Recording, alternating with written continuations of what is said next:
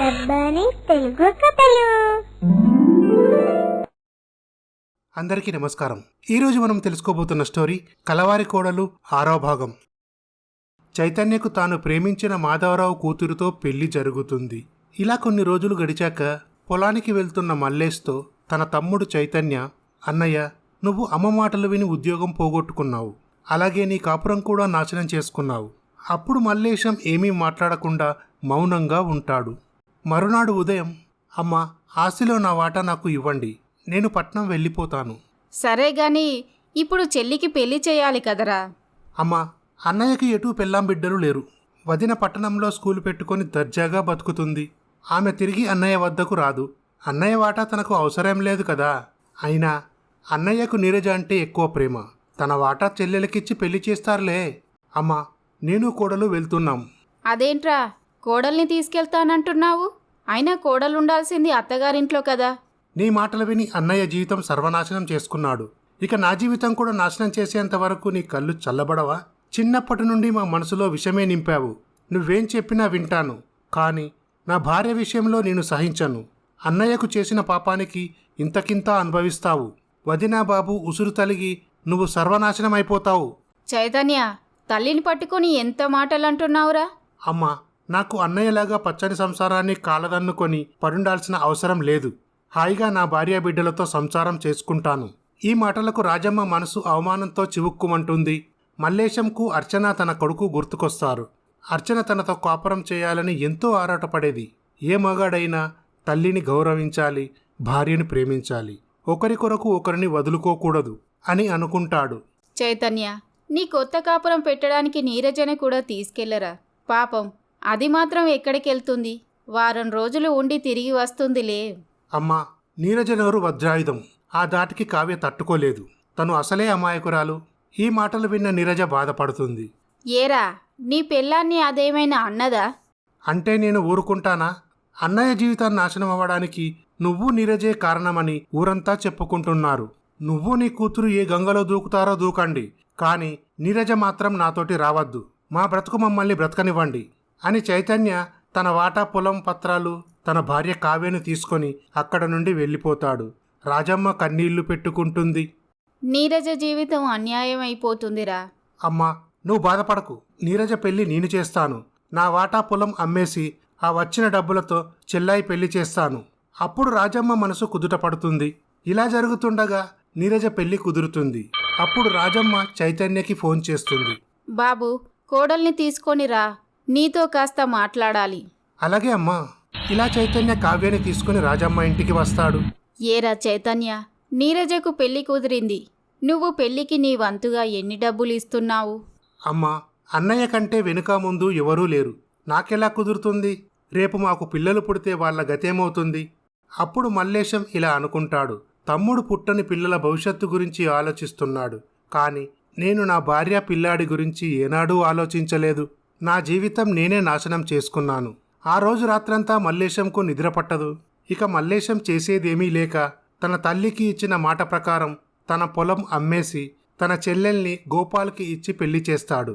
గోపాల్ ఓ private కంపెనీలో ఉద్యోగం చేసేవాడు.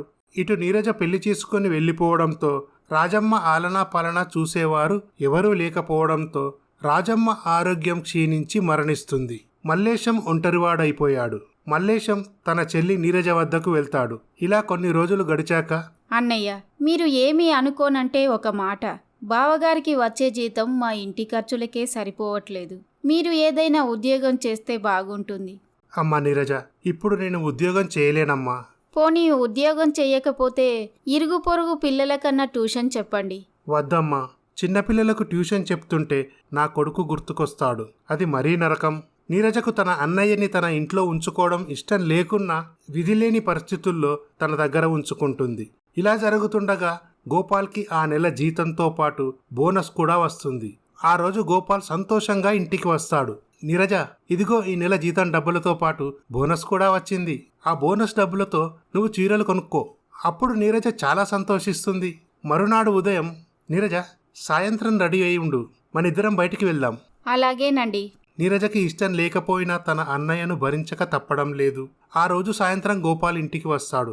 ఇటు నీరజ చూస్తే తయారవ్వకుండా బాధతో ఉంటుంది. అదేంటి నీరజ, బయటికెళ్దామన్నాను కదా, ఇంకా రెడీ అవ్వలేదా? మధ్యాహ్నం మా అన్నయ్యకి కడుపు నొప్పి వచ్చింది.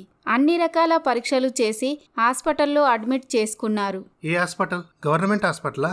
కాదు, ప్రైవేట్ హాస్పిటల్. ఆస్పత్రి ఫీజులకి పరీక్షలకి చాలా డబ్బులు ఖర్చయ్యాయి. మీ బోనస్ డబ్బులు సగం అయిపోయాయి. నీరజ, బోనస్ డబ్బులు ఎవరికీ కాకుండా ఆస్పత్రి పాలయ్యాయి. ప్రపంచంలో పిల్లాన్ని పోషించే భర్తలున్నారు, కానీ పెళ్ళాం అన్నయ్యను కూడా పోషించే భర్తను నేనే అయి ఉంటాను. అప్పుడు నీరజ మౌనంగా ఉంటుంది. ఇలా గోపాల్ నీరజ ఆస్పత్రికి వెళ్తారు. బావగారు, ఇప్పుడు ఎలా ఉంది? పర్వాలేదండి. నీరజ తన అన్నయ్యకు భోజనం చేయించిన తర్వాత గోపాల్ నీరజ అక్కడ నుండి బయలుదేరతారు. నీరజ, పార్కుకు వెళ్దామా? మనసేం బాగోలేదు. అలాగేనండి. ఇలా గోపాల్ నీరజను తీసుకొని పార్కుకు వెళ్తాడు. అప్పుడు ఆ పార్కులో అర్చన, తన కొడుకు సాగర్, కిషోర్ అక్కడ ఉంటారు. నీరజ వదినను చూసి షాక్ అవుతుంది. నీరజ, బాగున్నావా? బాగున్నాను వదినా. ఈయన మీ అన్నయ్య గారు అంటూ గోపాల్ను పరిచయం చేస్తుంది. అన్నయ్య గారు ఏం చేస్తుంటారు? అమ్మా, నేను ప్రైవేట్ కంపెనీలో జాబ్ చేస్తాను.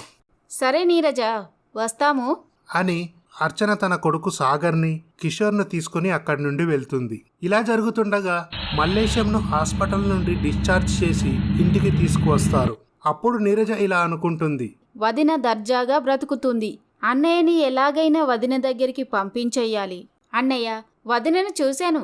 ఆమె చాలా మంచి స్థితిలో ఉన్నట్లుంది. పిల్లాడు కూడా దొరబాబులా ఉన్నాడు. అసలే మా ఆర్థిక పరిస్థితి అంతంత మాత్రం. నీ భారం మోయటం మా వల్ల కాదు. మీరు వదిన దగ్గరికి వెళ్ళిపోండి. చెల్లెలి మాటలకు మల్లేశం మొహం వెలవెలపోతుంది. తన పేరు మీద ఉన్న పొలం అమ్మేసి తన చెల్లెలికి పెళ్లి చేశాడు. కనీసం విశ్వాసం కూడా లేకుండా మాట్లాడుతుంది. ఇక ఇక్కడ ఉండడం కంటే అభిమానం చంపుకొని అర్చన దగ్గరికి వెళ్ళడమే మంచిది అని అనుకుంటాడు. మల్లేశం ఆలోచనలో పడ్డాడు. మల్లేశం తాను ధైర్యంగా వెళ్లి అర్చనను కలిసే సాహసం చేయలేకపోయాడు. ఇలా మరునాడు మల్లేశం కిషోర్ను కలుస్తాడు. కిషోర్ గారు, నన్ను క్షమించండి. జరిగినదంతా ఒక పీడకలలా మర్చిపోయి తిరిగి నా భార్యతో కాపురం చేసుకుంటాను. దయచేసి మీరు ఎలాగైనా అర్చనను ఒప్పించండి. ఈ మాటలు విన్న కిషోర్ చాలా సంతోషిస్తాడు. మల్లేశం గారు, నేను అర్చనతో మాట్లాడతాను. ఇలా కిషోర్ అర్చన దగ్గరికి వెళ్తాడు. అర్చన, మల్లేశం నన్ను కలిశాడు. అతను ఇప్పుడు చాలా మారిపోయాడు. జరిగినదంతా మర్చిపోయి తను నీతో కాపురం చేస్తానంటున్నాడు. తనను భర్తగా స్వీకరించమని నిన్ను కోరుకుంటున్నాడు. కిషోర్ గారు, మీకంతా తెలుసు. మీరే ఇలా మాట్లాడుతున్నారు. అదేంటి అర్చన, ఎవరు ఎలా పోయినా భార్యకు భర్త పిల్లలు, భర్తకు భార్య పిల్లలు విడదీయరాని బంధం. తన కాపురం చక్కదిద్దమని నా ఇంటికి వచ్చాడు. అర్చన, నీ కాపురం నేను నిలబెట్టాలనుకుంటున్నాను. కిషోర్ గారు, ఆయన నన్ను వదిలిపెట్టి ఇన్ని రోజులవుతుంది. ఇప్పుడు గుర్తుకొచ్చానా? నేనెప్పుడు ఆయన్ని కాదనలేదు. చేసిందంతా ఆయనే చేశారు. ఇప్పుడు అతనంటే నా మనసులో ఎటువంటి ప్రేమ లేదు. అర్చన, ఇప్పుడు నీకు కావాల్సింది నీ భర్త అనురాగం కాదు, లోకులు కాకులు. భర్త వదిలేసిన ఆడదానిగా నిన్ను వెలివేస్తారు. ఇప్పుడే కాదు, రేపు నీ కొడుకు పెద్దయ్యాక పెళ్లి చేయాలన్నా ముందు నీ చరిత్ర చూస్తారు. అది మంచిది కాకపోతే నీ కొడుకుకు పిల్లనియడానికి ఎవరూ సాహసించరు. భర్త అనే నీడలో ఆడది ఏం చేసినా చెల్లుబాటవుతుంది. ఆయనతో అనురాగం పంచుకోమని నేను చెప్పడం లేదు, కానీ అతన్ని నీ జీవితానికి వెలుగులా ఏర్పరచుకో. అది కాదండి కిషోర్ గారు. చూడు అర్చన, సంసారం బాగు చేసుకోమని ఎవరైనా చెప్తారు, కానీ చెడగొట్టుకోమని ఎవరూ చెప్పరు. నువ్వు బాగా ఆలోచించుకో. నాకు నీ నిర్ణయం చెప్పు. నువ్వు ఇష్టపడితే నేను అతన్ని ఇంటికి తీసుకొని వస్తాను అని కిషోర్ అక్కడి నుండి వెళ్తాడు. ఆ రోజు సాయంత్రం అర్చన ఆలోచిస్తుంది. తనను అన్ని చిత్రహింసలు పెట్టిన తన భర్తని జీవితంలోకి ఆహ్వానించాలా వద్దా? ఏ స్త్రీ అయినా తన భర్త నీడలో బతకాలి అనుకుంటుంది. అప్పుడు అర్చన కిషోర్కు ఫోన్ చేస్తుంది. కిషోర్ గారు, ఆయనను తీసుకుని రండి అని ఫోన్ పెట్టేస్తుంది. ఇలా కిషోర్ మల్లేశంను తీసుకుని అర్చన ఇంటికి వస్తాడు. అర్చన, నన్ను క్షమించు. నేను నిన్ను చాలా బాధ పెట్టాను. మా అమ్మ మాటలు విని నా ఉద్యోగానికి రాజీనామా చేశాను. కనీసం నీకు బాబుకు భోజనం కూడా సరిగ్గా పెట్టలేదు. నేను చేసిన పాపాలకు నాకు తగిన ప్రాయశ్చిత్తమే జరిగింది. నా అన్న వాళ్లే నన్ను అవమానించి ఇంట్లో నుంచి పంపించి వేశారు. అర్చన, నన్ను క్షమించి నీ జీవితంలోకి ఆహ్వానిస్తావని అనుకోలేదు. ఏమండి, జరిగిందేదో జరిగిపోయింది. ఇక నుండి మీరు, బాబు, నేను కలిసి సంతోషంగా జీవిద్దాం. ఏ ఆడదైనా భర్త ప్రేమానురాగాలని కోరుకుంటుంది. అప్పుడు కిషోర్, అర్చన గారు ఇప్పుడు నాకు చాలా సంతోషంగా ఉంది. కిషోర్ గారు, మీ మేలు ఈ జన్మలో మర్చిపోలేనండి. మల్లేశం గారు, మీరు నన్ను మరీ ఎక్కువగా పొగిడేస్తున్నారు. అర్చన నా తోబుట్టు లాంటిది. ఆవిడ కాపురం నిలబెట్టినందుకు నాకు చాలా సంతోషంగా ఉంది. వస్తానండి అంటూ కిషోర్ అక్కడ నుండి వెళ్తాడు. మరునాడు ఉదయం, అర్చన గారు, మీ స్కూల్లో నాకు టీచర్గా అపాయింట్మెంట్ ఇవ్వరు? ఎంత మాట అండి, అది మన స్కూలు. మల్లేశం, అర్చన, బాబు ముగ్గురు కలిసి స్కూల్కు వెళ్తారు. ఇలా ఈ కథ సుఖాంతమవుతుంది. చూశారు కదా ఫ్రెండ్స్, ఏ మగాడైనా తల్లిని గౌరవించాలి, భార్యను ప్రేమించాలి, ఒకరికొరకు ఒకరిని వదులుకోకూడదు. ఈ స్టోరీ కనుక మీకు నచ్చినట్లయితే మా ఛానల్ని సబ్స్క్రైబ్ చేసుకోండి, లైక్ చేయండి, షేర్ చేయండి, కమెంట్ చేయండి. Thank you for watching.